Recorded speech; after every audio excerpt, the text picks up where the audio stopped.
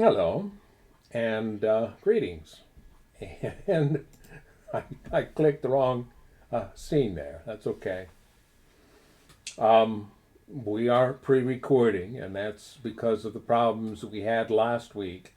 On Friday night, we didn't really get a proper sign off because towards the end, all of a sudden, our connection kept dropping out. And I had forgotten to click record last week, so I had to download the video from Facebook in order to upload it on YouTube, and of course, did a little bit of editing there. And so I got to see what it was, and there's some time where it recorded me sitting here looking at my studio application, waiting for it to say I had a connection. Because it was recording, and when it did get a connection, it sent that up. And in other times, I was trying to say things and it didn't get it. So there were some things we were trying to say toward the end of last week that didn't get said. And when we get into it again, we'll kind of go back and cover just a little bit of that, and also talk about why we think we may have run into those difficulties. I think you've just set up a wine session. Wine session. Yeah, if you think I'm going to have to repeat what I said last week, I'm going to start whining. I'm not good at that. I enjoy it so much.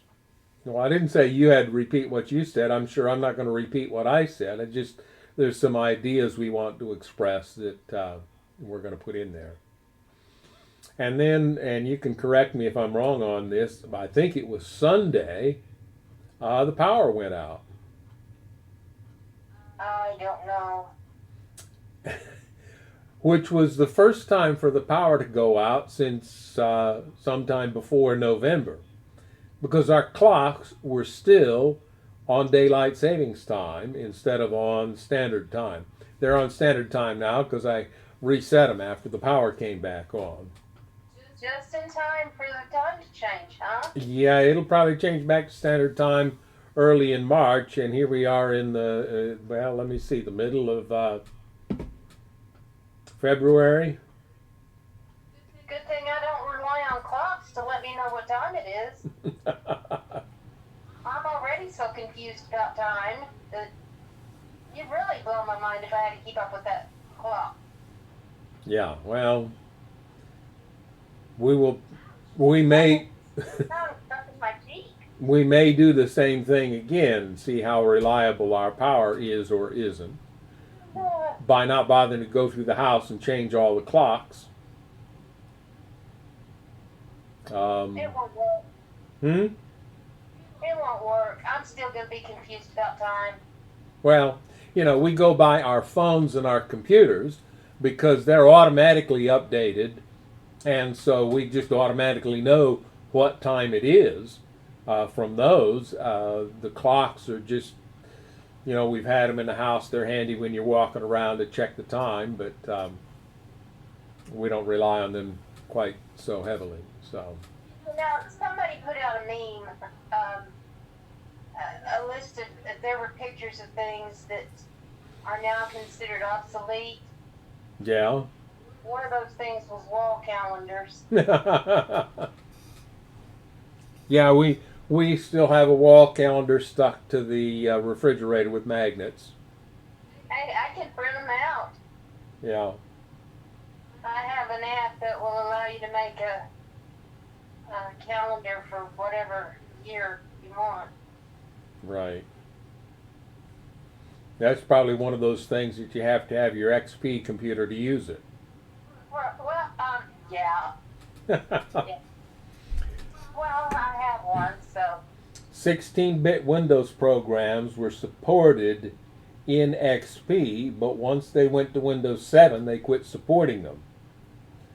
And that's because, well, even XP supported 64-bit computers, but with Windows 7, they went very heavily with 64-bit. So the Windows on Windows, which allows 16-bit programs to be run on 32-bit Windows, was now retasked to run 32-bit programs on 64-bit Windows, and so they ended support for 16-bit programs in Windows after XP. So if you want to use some of the old 16-bit Windows programs that you're used to using and that you know how to work and to do what you expect them to do because you've been using them for so long, then you have to either keep an XP computer on hand to run them, or I have found the ability to do XP mode on Windows 7. I don't know if it's available on the newer versions of Windows. A program that I do keep on my computers, and this is it's open source program, so it's free. It's called DOSBox, and it allows you to run 16-bit DOS programs on a modern computer. It actually creates a virtual machine and emulates DOS to the point that you can play these games. And there are some games that I wrote for myself back in the early 90s that I like to play, and I can play them on that DOSBox program. So, and then there's some shareware programs that we bought, some shareware games I will play on it. For example, remember the Mahjong VGA program? Laser software if you're into logic puzzles. Well, I was going to get to that. The Mahjong VGA was done by some guy out of Pennsylvania. Then we ran across some programs from a guy in Washington State, Everett Kaiser. And I don't know, he may still be active.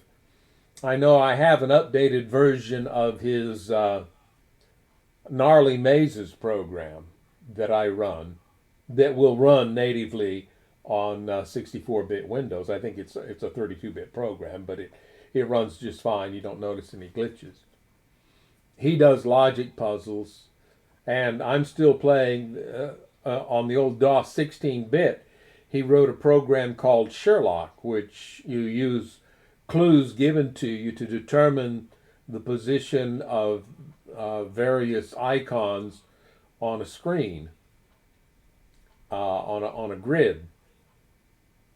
And, you know, this one is to the left of this one, and this one is next to this one, and these three go in order, but not necessarily in a specific direction. And you work on those clues, and you work to eliminate things that you know can't be based on the clues, and eventually you come with one thing left, either one thing in that box or only one place where that particular icon shows up, and then you know that's where it goes, and you can, working that way, solve the puzzle at the end. And he even put on that program the quote from Sir Arthur Conan Doyle: "When you have eliminated the impossible, whatever remains, however unlikely, must be the truth."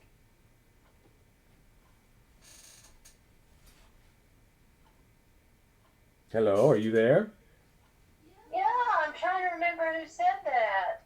Well, I said it was Sir Arthur Conan Doyle, and he gave that quote to his character Sherlock Holmes. That's why the game is called Sherlock. Somebody else used it as well, quoting him. Yeah, okay, you know. I'm trying to remember who that was. Of course, in real life, things aren't that simple, and you know, the stories about detectives who go through and figure out what can't be the truth, therefore this has to be the truth, that can get you in trouble because reality is far more complex than a logic puzzle. So Maybe it was Dirk Gently? I don't know. I haven't been involved with Dirk Gently lately. Well, the author of Dirk Gently is deceased, so they're not generating a whole lot of new content on him. Right. Well, enough Why of are we that. talking about this? I couldn't hear you. You were muffled. Why are we talking about this? Oh, I was just talking about. You mentioned that you could print calendars, so we got to talking about the need for an XP computer to run old 16-bit Windows programs. Yeah. Now, I haven't, since you've been run the old programs, I have a suggestion. What? You really want to mess up with my head, get some of those old Infocom games going for me. For those of you who may not know, Infocom is a company that produced text-based choose-your-own adventure games, or text-based. You'd work your way through a story, and you were in control of what you did. And you might have to figure out puzzles in order to progress through the story. This is where we first learned of the Hitchhiker's Guide to the Galaxy. Right. Her son had a Commodore 64, and that's where they got introduced to Infocom. And they had the Infocom game based on Douglas Adams' Hitchhiker's Guide to the Galaxy. And in that game, you had to figure out a whole bunch of things. You had to figure out how to get all the fluff. There was pocket fluff and seat fluff and so forth. You had to figure out what to do with your common sense when you mysteriously appeared inside your own brain. You had to take it out because otherwise your common sense would tell you that you couldn't have tea and no tea as an item at the same time. But once you removed your common sense, then you could hold both tea and no tea at the same time. And when you did that, then the computer would say, "Wow, you're really intelligent," and let you into a place that you needed to go to complete the game. You remember all that? I remember I couldn't figure it out. Yeah, we were writing. We hadn't even met face to face yet. And she writes me and she says, "What is a atomic vector plotter used for?" We were pen pals. Yeah. Well, the tools were things that you needed to collect. But then one of the items of the game was that you needed to put all this fluff into a special pot and plant a seed in there. And then when the plant grew up, you needed to eat the fruit because the fruit would give you insight into the future. And you would hear the robot ask you for a tool.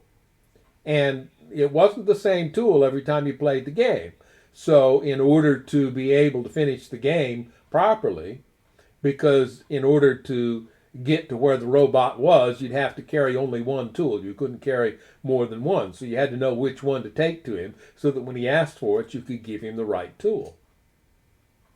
You remember that? Vaguely. Yeah. So it didn't matter what the tools were or what they were used for. You just had to, in the game, be able to know which tool to take with you so that when the robot asked you for it, you had the right one. And that was why you had to find all the fluff, because the fluff would provide fertilizer for the plant. It was kind of crazy. And some of those things weren't in the book at all. They were things that the company worked with Douglas Adams to include in their game.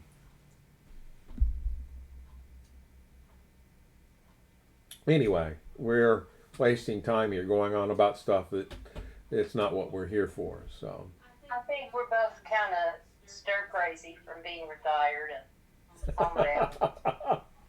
Yeah, okay, if you say so. Well, let's go ahead and begin, and then we'll get into the book of Genesis. Our Father in heaven, we thank you that we have this opportunity at the end of a week to open the written word and to spend time seeking to understand you and your character more fully. We want the blessing of the Holy Spirit as we do this so that we will get a correct picture from what we read, and that each person who sees this or hears it will receive a specific blessing that helps them at their point in life. We ask this in Jesus' name. Amen. Well, last week we had started Genesis chapter 6. And if I can find my mouse cursor here, I can switch scenes. And we got to verse 8. Now, we read verses 5 through 8. We discussed briefly some of the different ideas out there about the story of the Nephilim and about the sons of God versus the daughters of men, and some of the different ideas for interpreting that. And then we got into verse 5, and it says, "The Lord observed the extent of human wickedness on the earth, and he saw that everything they thought or imagined was consistently and totally evil."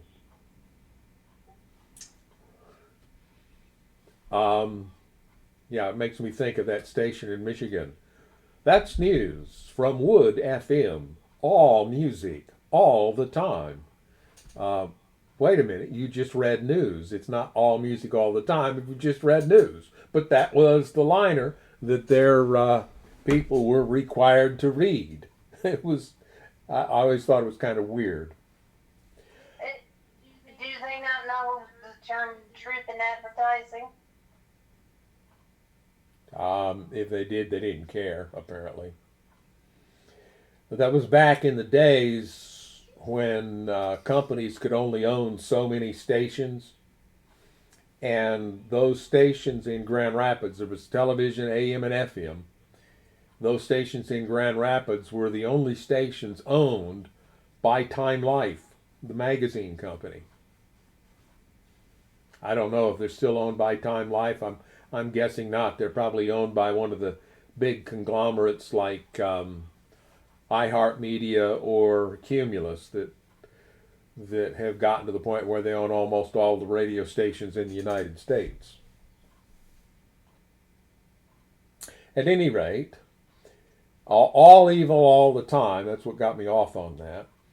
The Lord saw this, the account tells us. So the Lord was sorry he had ever made them and put them on the earth. It broke his heart. And we agreed with that interpretive phrase there at the end of verse 6, that indeed the condition of the earth did break God's heart. And then in verse... He was sorry he created man. I think he was sorry for the outcome. Well, yeah. He loved man. Humans. Yeah, I never know when to shut up so the phone won't muffle you. So a lot of what you just said was muffled. I don't know what I said. Well, you said you were challenging the idea that God was sorry that he had made humans. I don't believe that. God loves people. I think that there's a misunderstanding in the way it got written or the way we interpret it.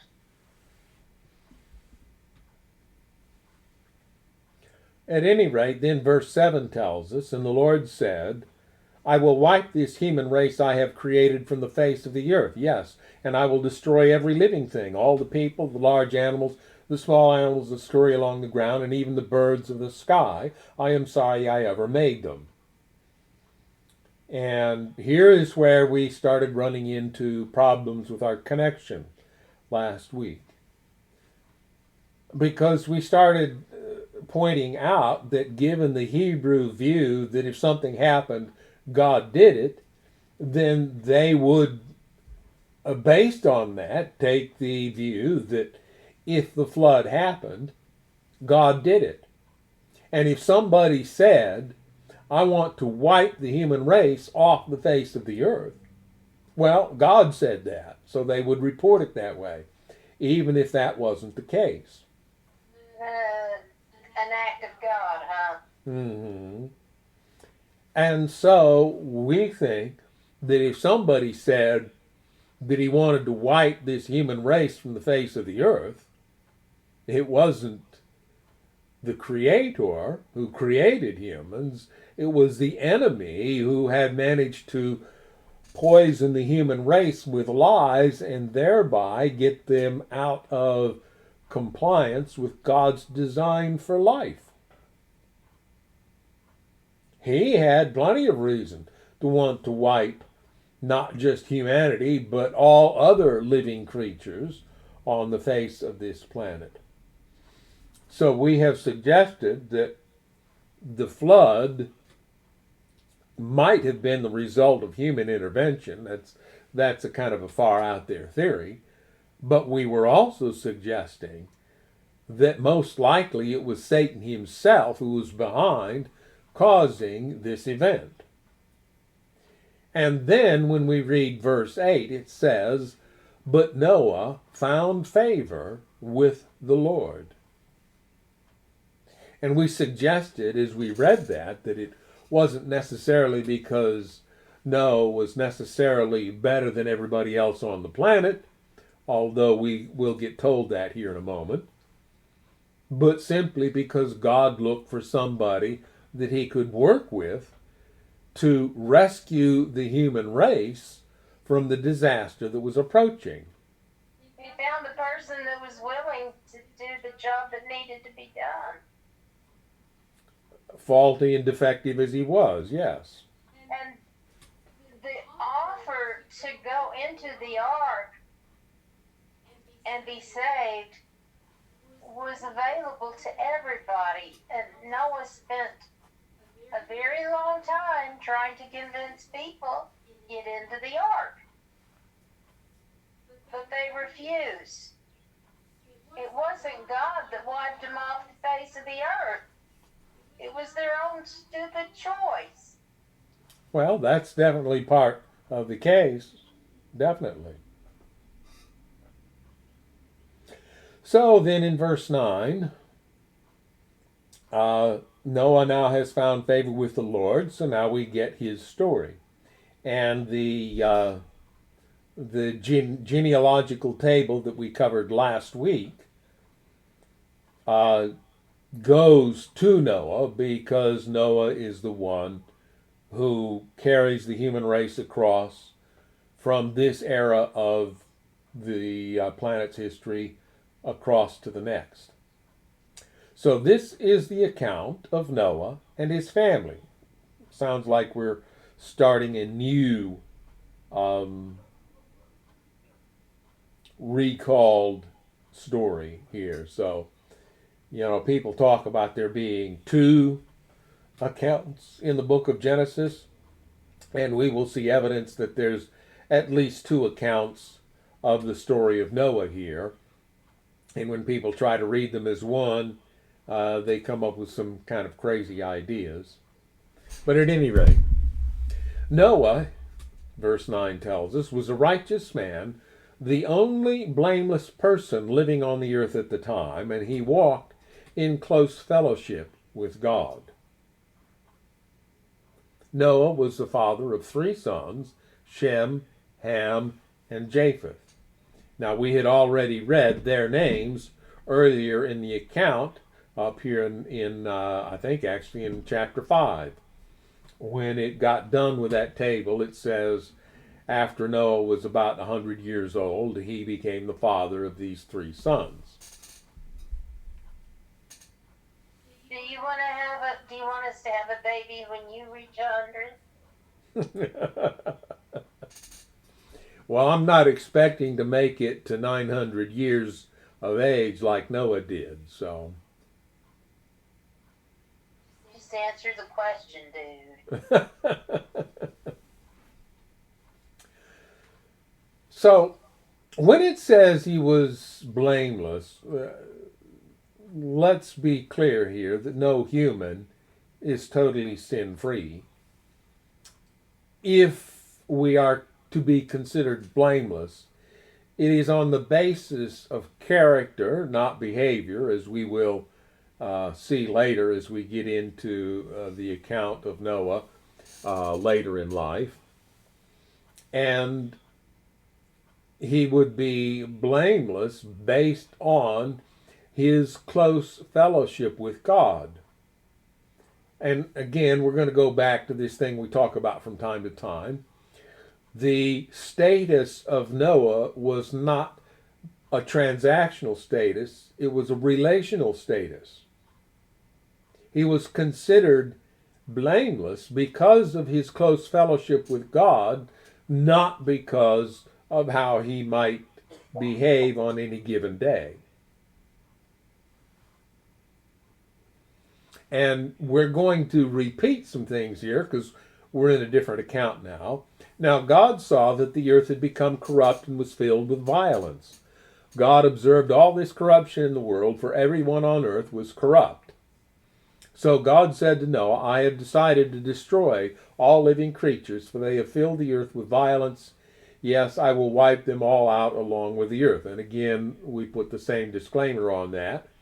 That would be the Hebrew view, and they would put those words in God's mouth as he talks to Noah. And that's just to set the groundwork for what God is about to instruct Noah to do. Verse 14, he says, build a large boat from cypress wood and waterproof it with tar inside and out. Now, both boat and cypress wood have footnotes. The boat is traditionally rendered an ark, and then the wood is called gopher wood. So this idea of it being cypress wood is what modern translators believe may have been the case. I'm going to read verse 9 and on from the NIV just to see how it's different. Noah was a righteous man, blameless among the people of his time. So it didn't say he was the only one. And he walked with God. Noah had 3 sons, Shem, Ham, and Japheth. Now the earth was corrupt in God's sight and was full of violence. God saw how corrupt the earth had become, for all the people on earth had corrupted their ways. So God said to Noah, I am going to put an end to all people, for the earth is filled with violence because of them. I am surely going to destroy both them and the earth. So make yourself an ark of cypress wood, make rooms in it, and coat it with pitch inside and out. That's how the NIV words it. For an even more literal rendition, let's go to the New American Standard Bible, and it reads thus. These are the records of the generations of Noah. Noah was a righteous man, blameless in his time. They're not saying the only blameless person or even totally blameless, just blameless in his time.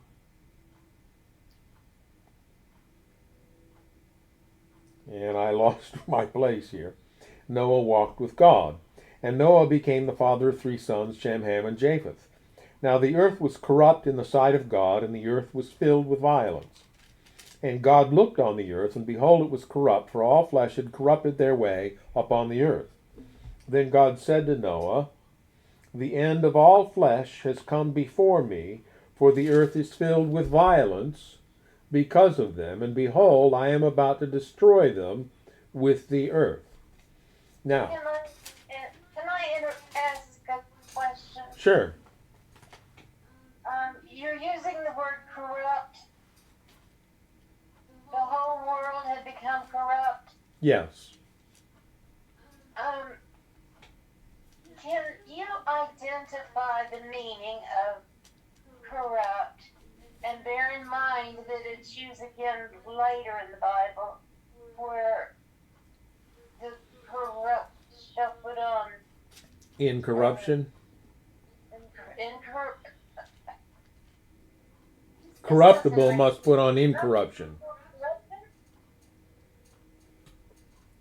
You were muted because I was talking. Try again.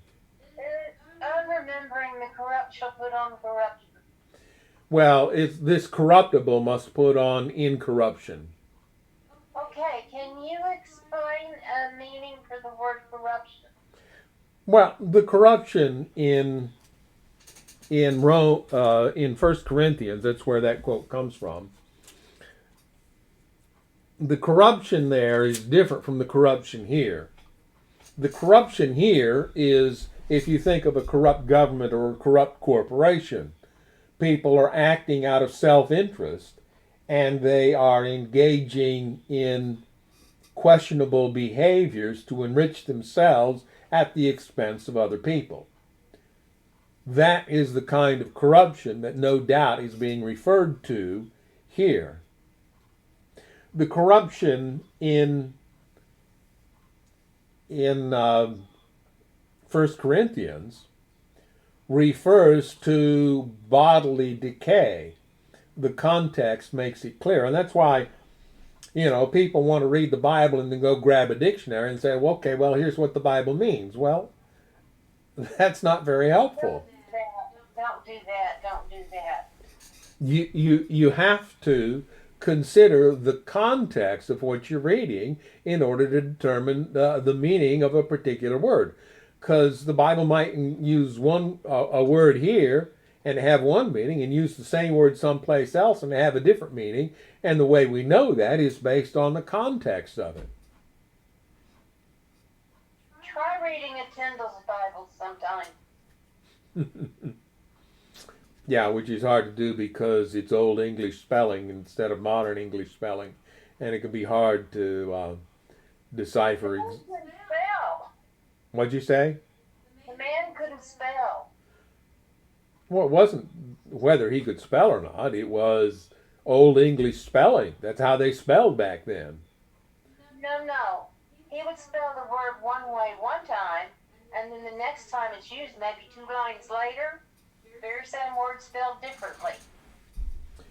Well, yeah, that's also a bit of a problem with it, and that may simply be that in those days spelling wasn't as important as we have made it in our day because of our fixation on precision in language. Don't get me started on that. Me and my brother, me and my uncle, me and my aunt, me and my sister, learn some grammar. Yeah, well,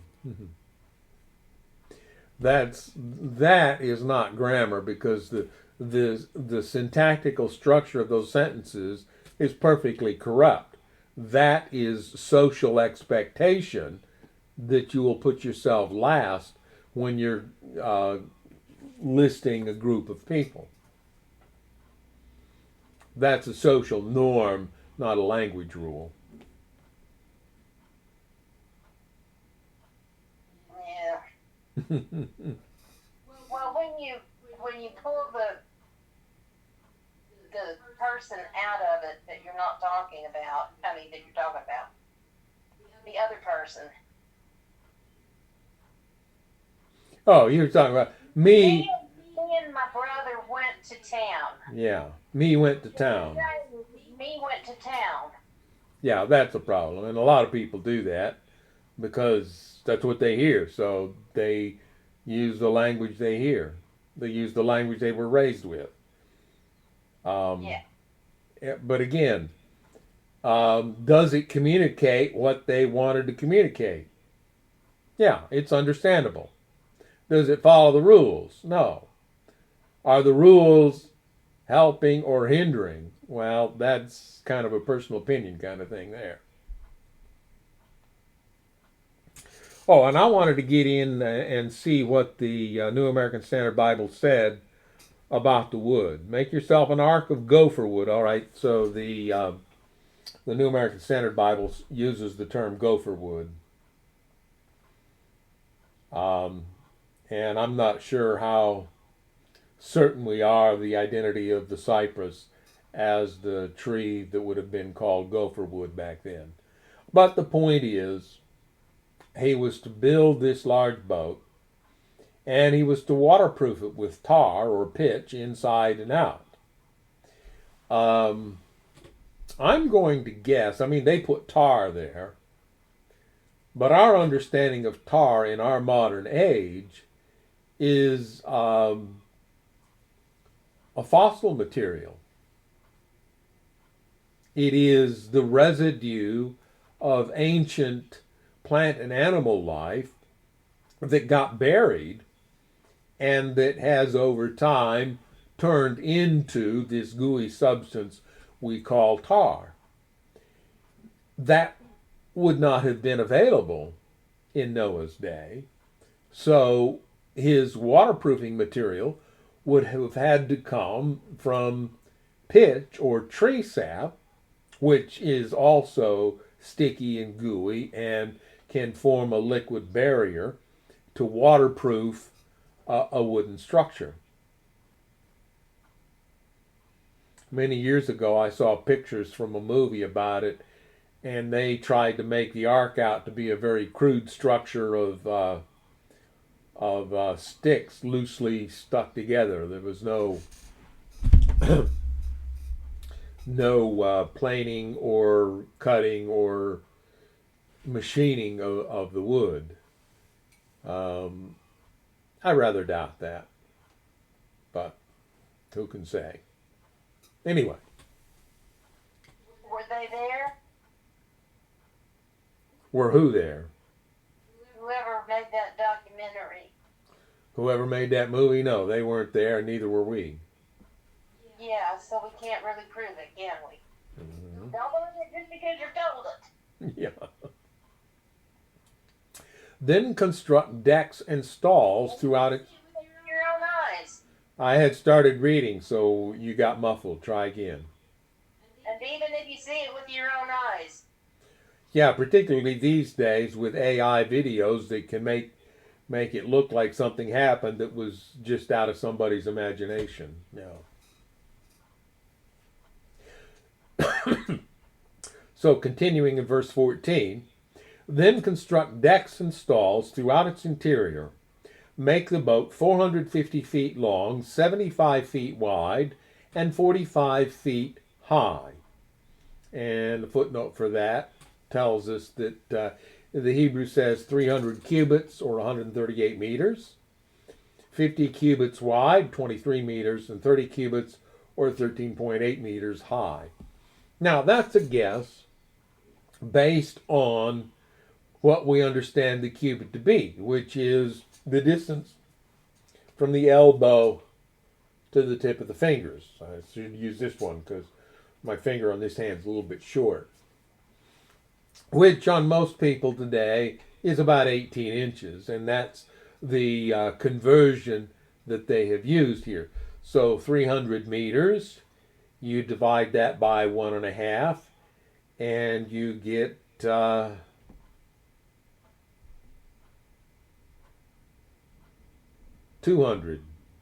Is that what they said? Oh, 400. Yeah, 450. I was going the wrong direction. Yeah, 1.5 foot for every cubit. So 1.5 times 300 is 450. Yeah, that's how they got that. That's the conversion that they're using. But there is the theory proposed by some, and there's no biblical evidence for this, and I personally kind of doubt it, and I'll tell you why in a moment, that people were bigger in those days, therefore the cubit was longer because that distance was longer because they were bigger people. Now, why would I doubt that theory that people were bigger then? Because look at an elephant or a rhinoceros. They're bigger animals. What about the size of their limbs relative to their bodies? They're very thick and heavy because in order to bear up that additional weight, the bones have to be heavier and the muscles have to be thicker and stronger. So humans, if they were, as some have suggested, 2 or more times as tall as they are now, in this gravity, they would have had to been very thick. And I rather doubt that. I don't think people were necessarily that much bigger then than they are now. It just, based on our understanding of gravity and physics and so forth, that doesn't seem to fit.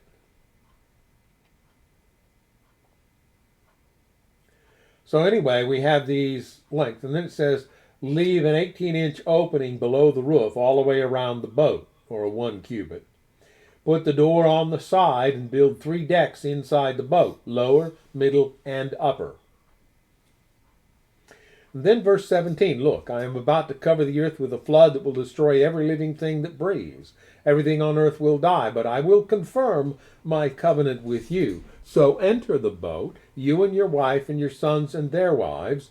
Bring a pair of every kind of animal, a male and a female, into the boat with you to keep them alive during the flood.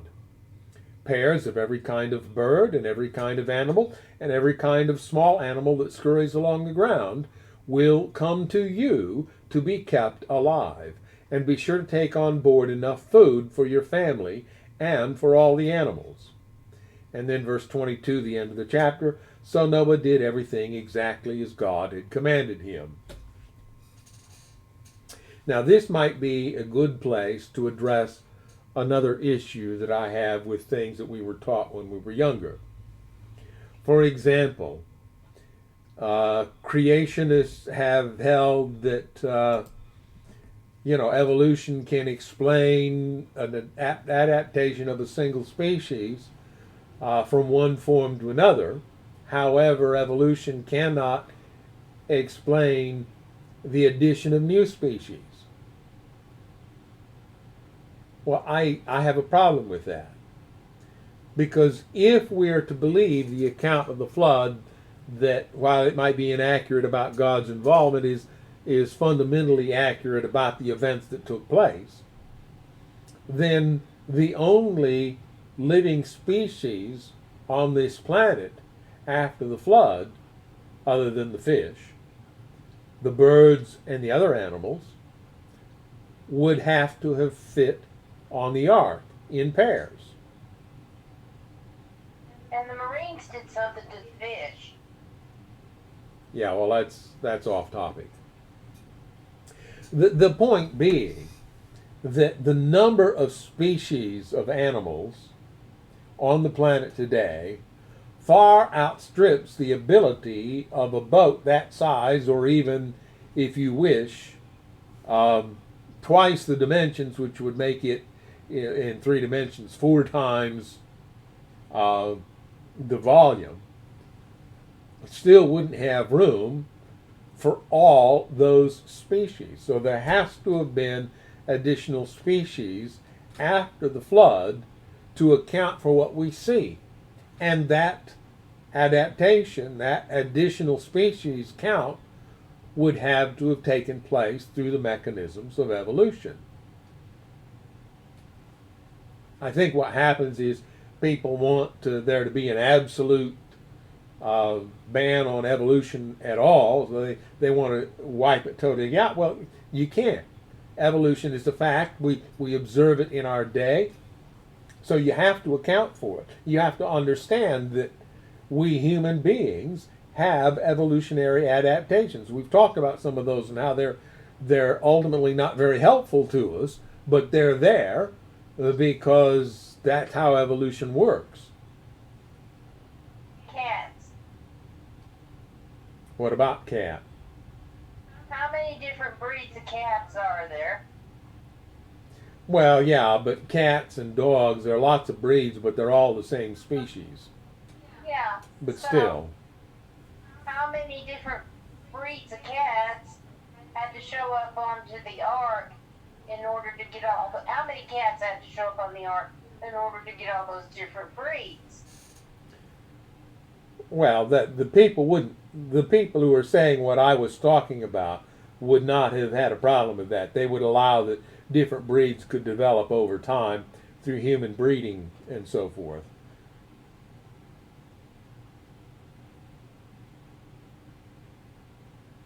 Hello? Yeah. Okay. So, moving on now in chapter 7. I'm confused what you just said. What do you mean, what I just said? I don't know. Never mind. I was just saying that all the different breeds of cats, according to these people's theory, don't have to have all gotten on the ark because they could have been developed through human breeding after the flood. Yeah. But the point I'm making is, even without all these different breeds, there are just too many different species out there that we know about today for them all to have boarded the ark. There has to have been some differentiation in the species afterward in order for there to be so many species on the planet today. So, starting chapter 7. An understanding of how big the boat was.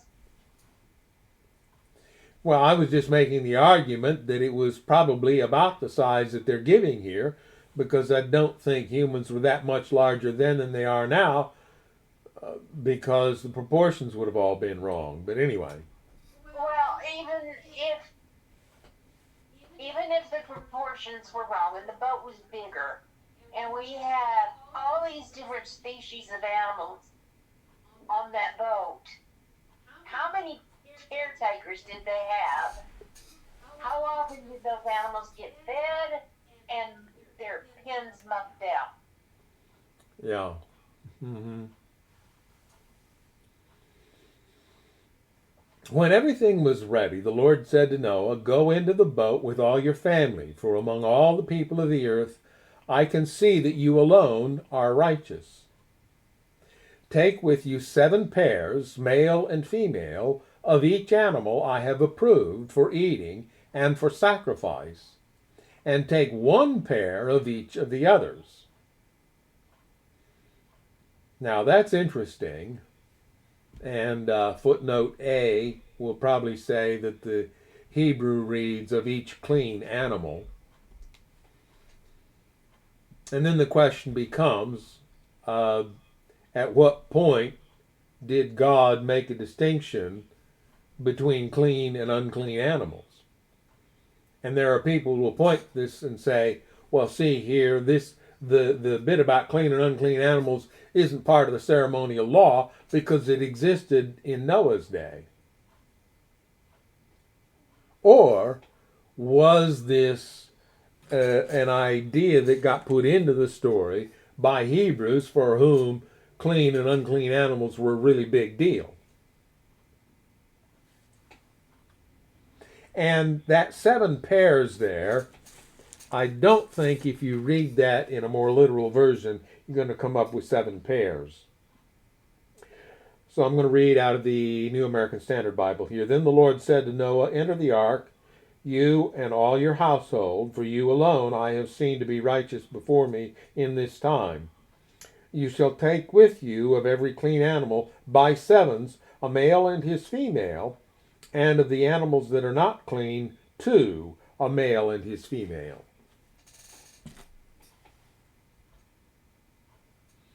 Now they're saying 7 pairs. The usual interpretation I grew up was that there was 7 individuals of the clean animals and only a single pair of the unclean animals.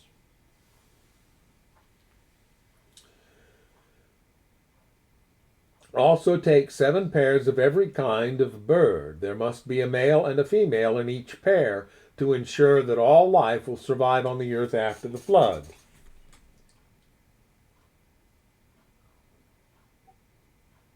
And the more literal version reads, also the birds of the sky by 7s, male and female, to keep offspring alive on the face of all the earth.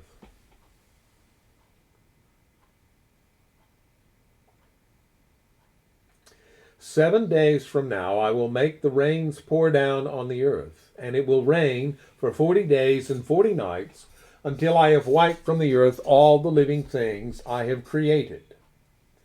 So Noah did everything as the Lord commanded him. Noah was 600 years old when the flood covered the earth. He went on board the boat to escape the flood, he and his wife and his sons and their wives. With them were all the various kinds of animals, those approved for eating and for sacrifice, and those that were not, the clean and unclean, in other words, along with all the birds and the small animals that scurry along the ground. They entered the boat in pairs, male and female, just as God had commanded Noah. After 7 days, the waters of the flood came and covered the earth. Now, based on this after 7 days language here, some people have suggested that Noah and his family entered the ark and they sat in the ark for 7 days before the rain started and the flood came.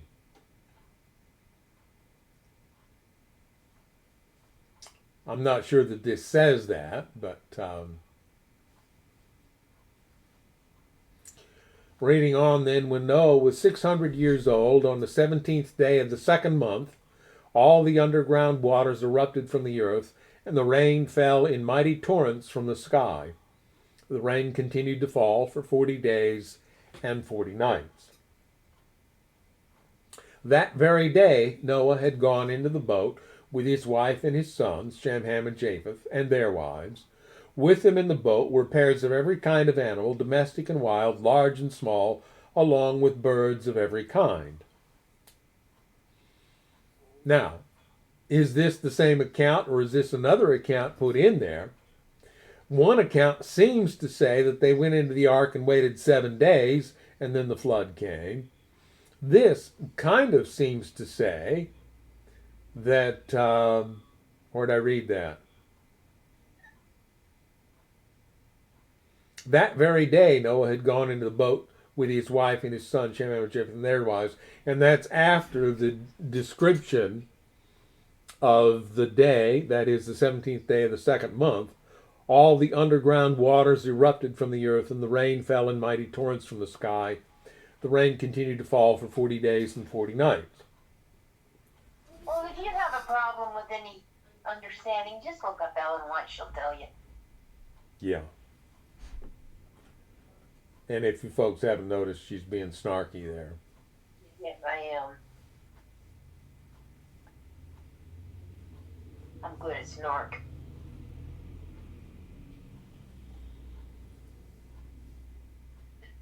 With them in the boat were pairs of every kind of animal, domestic and wild, large and small, along with birds of every kind. 2 by 2 they came into the boat, representing every living thing that breathes. A male and female of each kind entered, just as God had commanded Noah. Then the Lord closed the door behind them. And that's another version of the story, and that is that Noah built the boat, and then he got in, and the animals got in, and then God closed the door so nobody could open it. Which might make sense.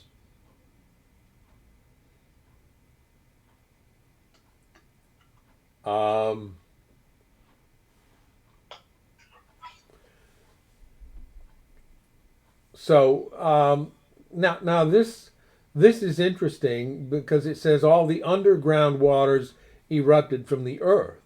So this picture suggests that not only did water come from the sky, water also came up from under the earth, and together inundated the earth and caused this global flood that the account is going to tell us about here.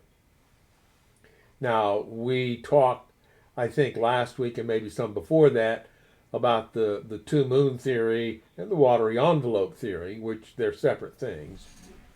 But the watery envelope theory would suggest that at some point the water fell from the sky and covered the earth, and that's why there's so much water on the earth now, because it's not up in orbit of the earth, protecting the earth from the solar radiation like it was after creation, based on the description given in Genesis 1 of God's activities on the second day of creation. And as far as coming up from the ground, would that indicate that there was volcanic activity that let loose some geysers? Possibly, I suppose. A number of theories about the flood hold that the events of the flood were highly catastrophic. Some people will exclaim the current tilt of the earth, which causes summer and winter, as being one of the effects of the events around the flood. explain what they found under what is it, the South Pole, that there's a greenery? Well, they found frozen animals with greenery still in their mouths at the South Pole, Yeah. suggesting that something catastrophic happened at some point to cause that. The two moon theory, and again, it's just a theory, would explain the catastrophic geological events that took place, because when you remove an object from orbit, gravity is going to make a lot of changes and a lot of things are going to happen, and the plates of the earth are going to shift around, and it's just going to be a big catastrophic naturally, and by natural I mean nature, violent event.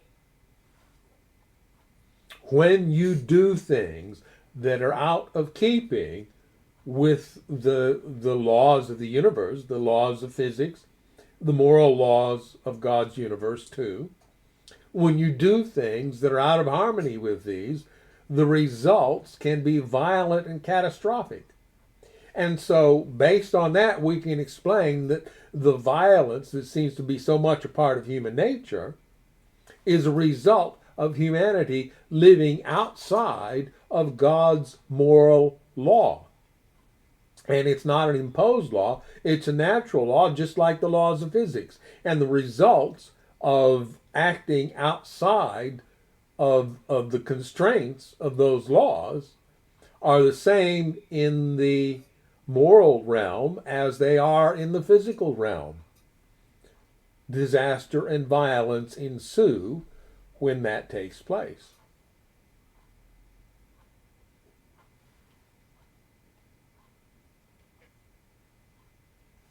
Verse 17.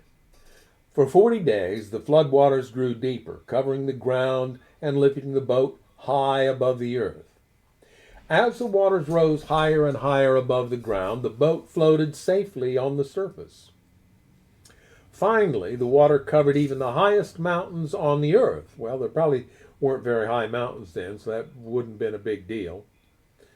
Rising more than 22 feet above the highest peaks. And again, that's a cubit measure, 15 cubits or 6.9 meters. Yeah. All the living things on earth died, birds, domestic animals, wild animals, small animals that scurry along the ground, and all the people. Everything that breathed and lived on dry land died.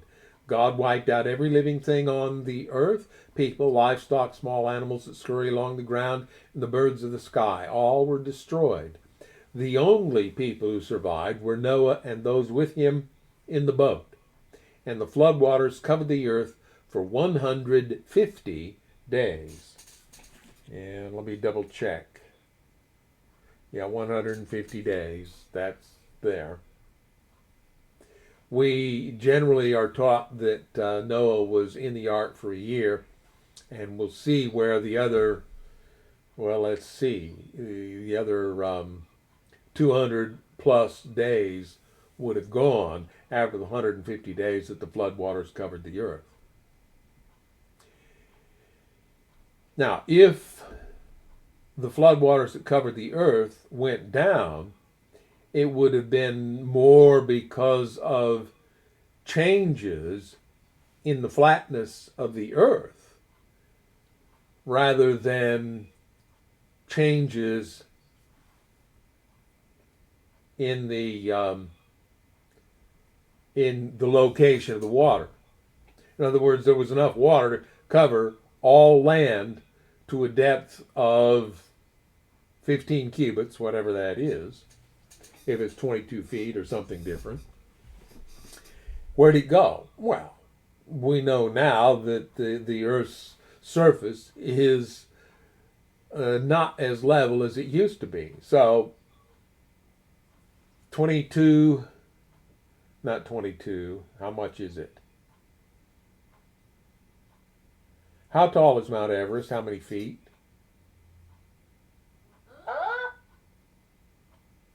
Isn't it like 22,000 feet above sea level? You're asking me? Yeah, Why? because I'm having a little trouble remembering. But then I'm having to go back and remember the heights of the peaks in the United States that I'm familiar with. My mother and I climbed Long's Peak at one point. That's in Colorado.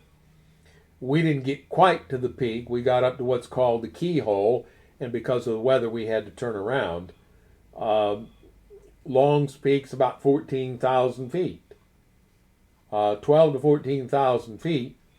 I think the highest peak in the United States is in that range. So I think Everest is about 22,000 feet. Well, that's what, in the neighborhood of 5 miles? They say that the deepest point in the ocean is about 7 miles deep. So you add the 7 and the 5, and the greatest difference in level on the planet is about 12 miles. And you compare that to the 12,000 mile diameter of the Earth. I believe that's about what it is. Might be a little less than that. And you see that the variations in the surface of the Earth, while they seem great to us, aren't all that great. Which suggests that before the flood, the Earth was even flatter than that.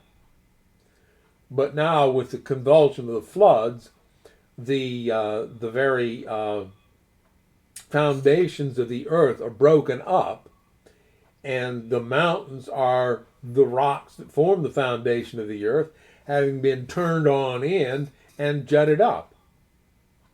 Now, the other event that we learn about that is that the mountains of the Himalayas, where Everest is, are getting taller. They're rising. And if this is a process that started at the time of the flood, it would have been going a lot faster at the time of the flood, and it's been slowing down ever since then until it's just, a few millimeters every year. However, the result of that is that it so affects the air currents and the weather patterns on the planet that the Sahara Desert is getting larger as the Himalayas get taller. Now, what you could conclude from that then is that as we go backwards in time, the farther back we go, then the lower the Himalayas would have been, and the smaller the Sahara would have been, and indeed that whole arid band around the earth at that point, that would have been less of a problem earlier. So that in the days when Israel left Egypt and went to the promised land, it wasn't the arid land it is today. It was truly a land of milk and honey. Very fertile. Part of the Fertile Crescent, but far more, it's fertile today as they can get water to it. But it wouldn't have been as arid back then. So it would have been a lot more fertile and productive and less effort required on their part to make the land produce. At any rate,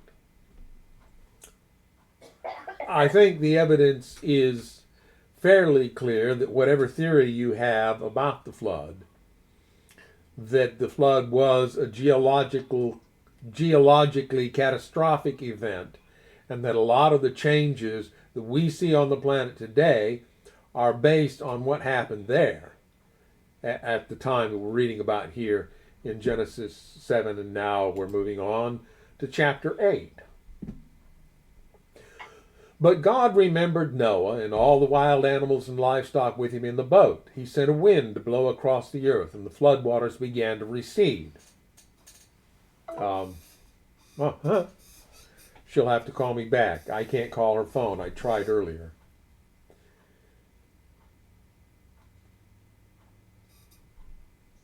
He sent a wind to blow across the earth, and the floodwaters began to recede. Yeah, given what they were able to understand at the time that Moses puts these words down on paper, yeah, wind helps to cause water to evaporate. The dry air moves across the water and picks up moisture as it passes. So, yeah, that could explain some removal of water from the earth, but it wouldn't explain 15 cubits of water and more being removed. That has to have been changes in the earth's crust. The underground water stopped flowing and the torrential rains from the sky were stopped. Well, once all the orbiting water had fallen to earth, there wasn't any more to fall, so yeah, it stopped. So the floodwaters gradually receded from the earth. After 150 days, exactly 5 months from the time the flood began, the boat came to rest on the mountains of Ararat. 2.5 months later, as the waters continued to go down, other mountain peaks became visible. We've just passed up 2 footnotes there. Footnote A says, on the 17th day of the 7th month, see 7 verse 11. So it was the 17th day of the 2nd month, so that would be exactly 5 months. And you're assuming 30 days per month there, that's why 150 days is now 5 months. And then the B footnote says, on the first day of the 10th month, see 7:11, and the note on 8 verse 4.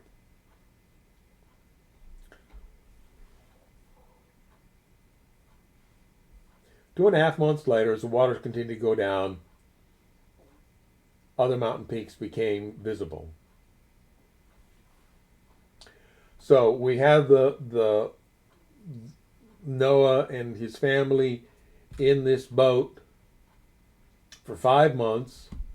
At the end of 5 months, it comes to rest on the mountains of Ararat. And they're still there 2.5 months later. So now we're 7.5 months along, and other mountain peaks become visible.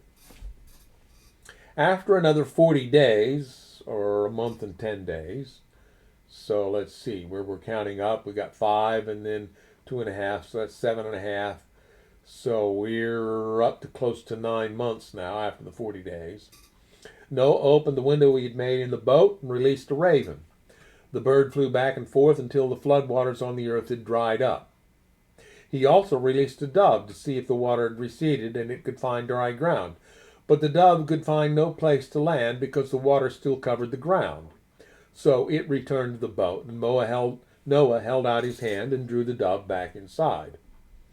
After waiting another 7 days, Noah released the dove again. This time the dove returned to him in the evening with a fresh olive leaf in its beak.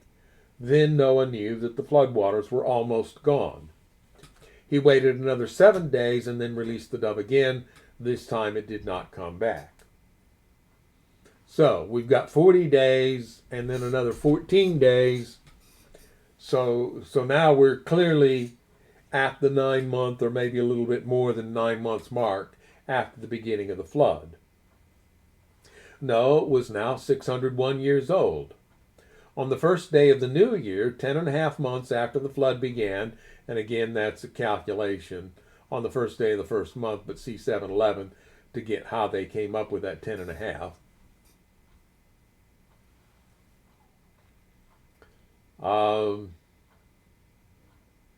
On the first day of the new year, 10.5 months after the flood began, the flood waters had almost dried up from the earth. Noah lifted back the covering of the boat and saw that the surface of the ground was drying. 2 more months went by, and at last the earth was dry. So we had been to 9 and maybe a little bit more, so now we're to 11 months.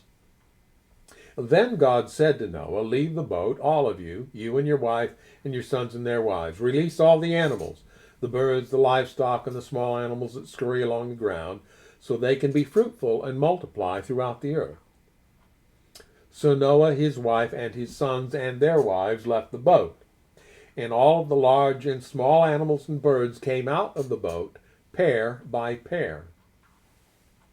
Then Noah built an altar to the Lord, and there he sacrificed as burnt offerings the animals and birds that had been approved for that purpose, or every clean animal and every clean bird.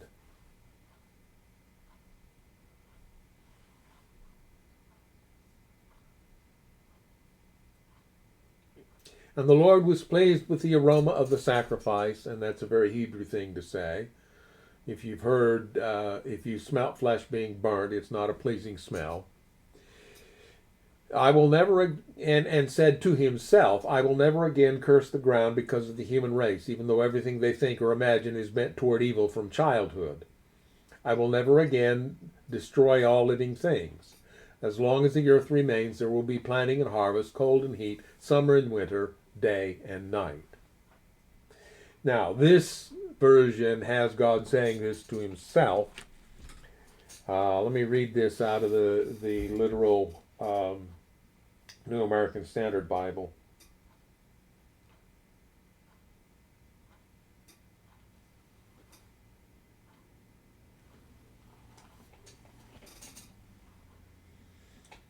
Verse 20. Then Noah built an altar to the Lord, and took of every clean animal and of every clean bird, and offered burnt offerings on the altar. And the Lord smelled the soothing aroma, and the Lord said to himself, I will never again curse the ground on account of man, for the intent of man's heart is evil from his youth, and I will never again destroy every living thing as I have done. While the earth remains, seed time and harvest, and cold and heat, and summer and winter, and day and night shall not cease.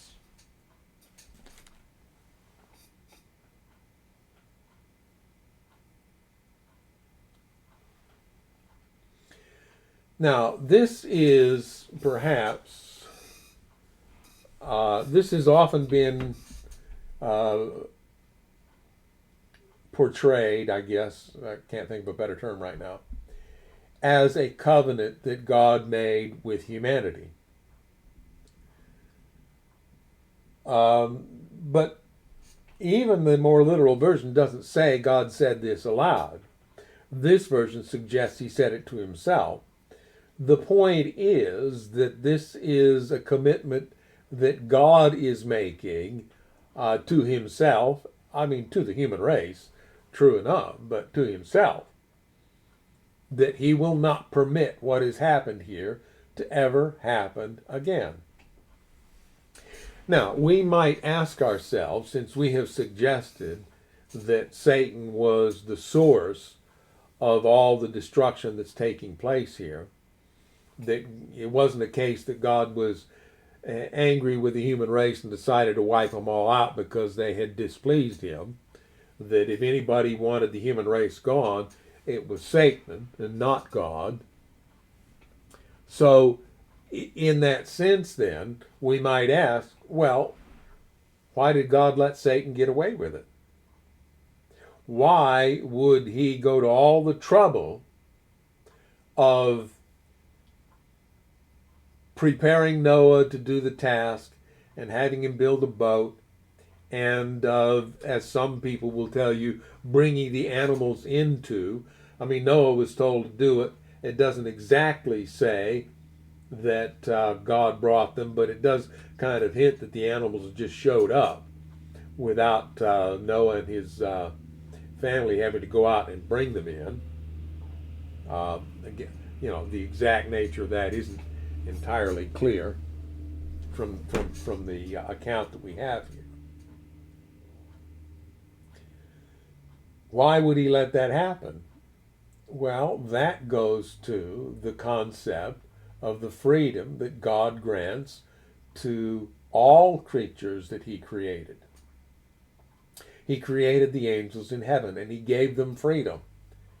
One of them, and ultimately a number of them, misused that freedom to choose to live outside of God's design for life. And the one who was the leader of them is the one we call Satan, who is considered the mastermind of all the nonsense that goes on thereafter.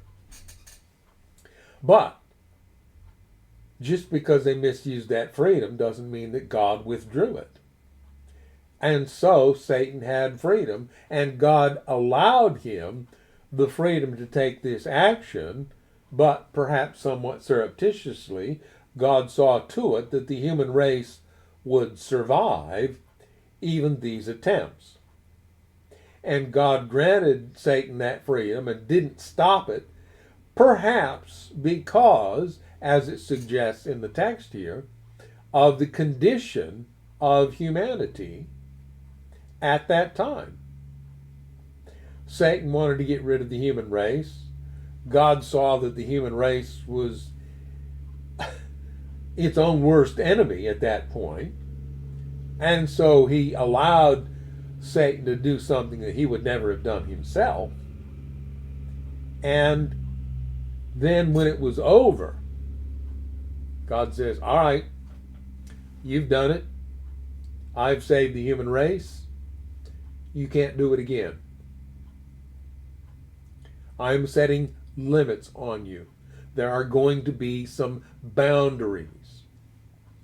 God says to the sea in the book of Job, you can come this far, but no farther. And that parallels with the other narratives in the book of Job, when Satan shows up at the council in heaven and accuses Job of serving God just for personal benefit.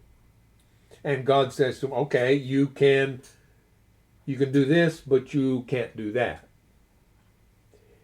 And we have learned from understanding the culture of the ancient Near East that the unknown was often related to the sea. The sea was a largely unknown zone. I mean, even in our day, with all the equipment we have and the submersibles that can go to the deepest depths of the ocean and get pictures and bring them back to us, the ocean, and particularly the deeps of the ocean, are to us much more a mystery than the parts of Earth that are above the water. And so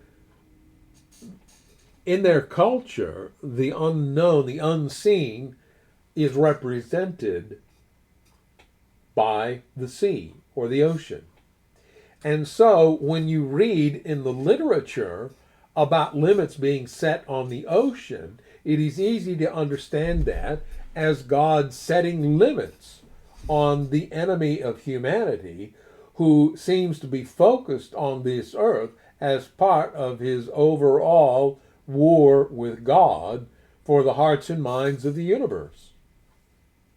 A war that has essentially been lost. It was lost at the cross, but it continues, and we could talk a long time about all the purposes for things continuing even after the war was won at the cross. Don't have time for that now, but and we may not fully ever know, because that there's things going on that we aren't privy to, because we're limited on this earth and in what we can grasp with our tiny little minds. So, but God does make this covenant, and whether he makes it audibly with the humans or not, I don't think makes a big difference. The point is, God has committed to see to it that the events of the last year will not take place again. Never again will I curse the ground because of the human race, and never again would he destroy the earth, the hint is, through a global flood. So we've got a few minutes here. We can get started in chapter 9. Now, it is pretty clear there, and I kind of still talking about the end of chapter 8, that by the time of Noah, animal sacrifice was a thing. Now, there are theories, as we've already discussed, that animal sacrifice began in the garden the day that Adam and Eve ate the fruit, that at that point God killed an animal to make skins for them and told them, do this to worship me. We have questioned that account, It's not explicit there. And we understand that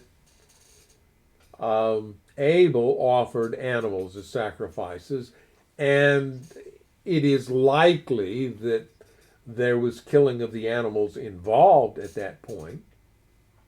But we have also suggested that that wasn't necessarily God's idea. That's just the warped human view of how do you worship God? Well, you give him something in a way that it can't be taken back. So if it's an animal, if the animal's alive, you give it to him. Well, it's still alive. What do? Well, if you kill the animal, then you've given it to God. You can't have it back because now it's dead. That's human kind of logic, and that may be the source of animal sacrifice. I think quite clearly, by the time we get to the story of Noah, there's definitely animal sacrifice taking place, and Noah believed that that was how he would honor God, and so, because he had extra animals of the clean animals, he used some of them and presented burnt offerings to God. Chapter 9 starts out, Then God blessed Noah and his sons and told them, Be fruitful and multiply. Fill the earth. All the animals of the earth, all the birds of the sky, all the small animals that scurry along the ground, and all the fish of the sea will look on you with fear and terror. I have placed them in your power. Well, given human nature, given broken human nature, and given the violence that causes, then yes, if God puts the animals of the earth in our power, which he didn't really have to do anything. That's the intelligence that he granted to the human race above all the other animals meant that we would have power over them. He granted that to us clear back at creation. The understanding was now that we would misuse that advantage that we had been given, and that would cause the animals to fear. Fear is the result of acting outside of God's plan, which is the plan of love. If we don't love the animals, then we misuse the animals. We kill them and eat them. We abuse them. All the other things that take place. And, well, that naturally generates fear. And so, all these animals would look on the human race with fear and terror. He goes on to say, I have given them to you for food, just as I have given you grains and vegetables. But you must never eat any meat that still has the lifeblood in it. And again, we see the Hebrew outlook and the Hebrew restrictions being reflected back in time. And it's entirely likely that God did say this, that he is saying, well, now you've been doing it, but now I'm going to say that it's allowable. You can eat the flesh of dead animals. You can raise them and butcher them and prepare the meat as food for yourselves. But you must drain the blood. That's kosher meat. The Jews do that to this day. They drain the blood. The animal is killed not by whacking its head with a hammer or whatever, but by draining all its blood, and it dies for lack of blood flow, which, according to some experts I've heard, is a far more humane death than the violent death that we usually use in our slaughterhouses. And then the blood has been drained from the animal. It's not in the meat, and that makes the meat considerably less flavorful.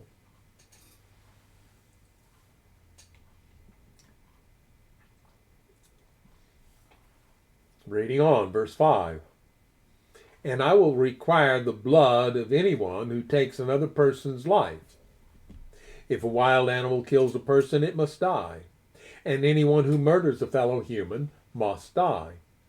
If anyone takes a human life, that person's life will also be taken by human hands. For God made human beings in his own image. Now be fruitful and multiply and repopulate the earth. A. Hebrew reads Ha-Adam, man. He's speaking of the species human here. And what's happening here helps to explain what we read earlier in Genesis chapters 5. Remember that bit about Cain wanting to be avenged in chapter 4 sevenfold, and then Lamech, his descendant, wanting to be avenged 77fold. What God is saying here, and people do read this as a command, what God is saying here is that I am no longer offering protection to people who murder. I created humanity in my image, and I know what happens when my image gets put in a situation outside of my design for life. When love is gone, then violence results. And so, given human nature, given that man was created in God's own image, when someone gets murdered, it will be natural for these people in their violent tendencies to want to respond in kind and take the life of the murderer. And God is saying, I'm going to allow that to take place. Now, when he sets up the Hebrew system, as we'll see as we move on past Genesis into the book of Exodus and so on, God did set limits even on that. But God is saying here, I'm not going to be in the business of protecting people from the retribution of their fellow humans. If someone meddles with a fellow human, well, let's read this in a more literal version here.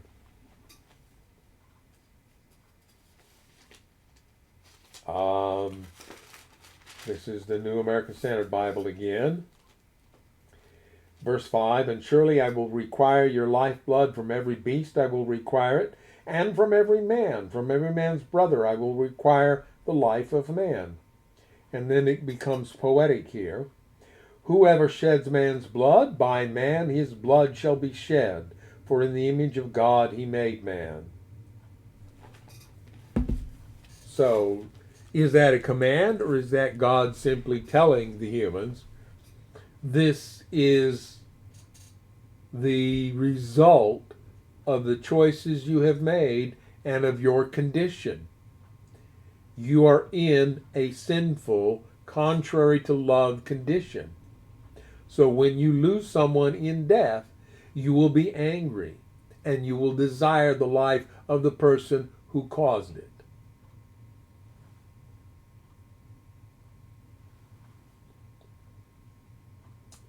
Then God told Noah and his sons, I hereby confirm my covenant with you and your descendants, and with all the animals that were on the boat with you, the birds, the livestock, and all the wild animals, every living creature on earth. Yes, I am confirming my covenant with you. Never again will floodwaters kill all living creatures. Never again will a flood destroy the earth. So we had hinted at that when we were reading God's commitment to himself there in chapter 8. But now God speaks directly to Noah and his sons, and he makes this commitment explicit. I confirm my covenant with you. I will never again allow a flood to destroy the earth. And in verse 12, we'll probably stop here, then God said, I am giving you a sign of my covenant with you and with all living creatures for all generations to come. I have placed my rainbow in the clouds. It is the sign of my covenant with you and with all the earth. When I send clouds over the earth, the rainbow will appear in the clouds, and I will remember my covenant with you and with all living creatures. Never again will the floodwaters destroy all life. When I see the rainbow in the clouds, I will remember the eternal covenant between God and every living creature on earth. Then God said to Noah, yes, this rainbow is the sign of the covenant I am confirming with all the creatures on earth. Now, of course, we know that a rainbow is the result of light refracting through moisture droplets in the air, and that it appears very often when the sky is cloudy. It's an entirely natural phenomenon. So what God is doing is God is taking a natural phenomenon that they would not have been familiar with prior to the flood, because that kind of water droplets in the atmosphere would not have been a thing they were familiar with. So now it does appear, and God says, all right, you see this? You've not seen something like this before. This is kind of an interesting and astounding thing. Pretty, isn't it?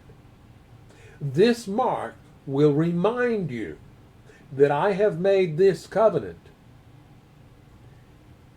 And that covenant is that I will never again allow the earth to be destroyed by water. Leading to the gospel song, it won't be water, but fire next time. But that's another issue. I see we've gone on just a little bit over an hour and a half, which is the usual time that we allot to this Bible study. Again, this is pre-recorded because of the trouble we had, and we think that there may be somebody out there who doesn't want the blame removed from God for these events early on in Earth's history, and doesn't like it when somebody starts saying so, and tried to interrupt us last week. So we do plan to do this again next week. Let's see, it is the 16th, so you add 7 to that, that would be the 23rd. So we plan to see you again on February the 23rd. So until then, we say goodbye and God bless.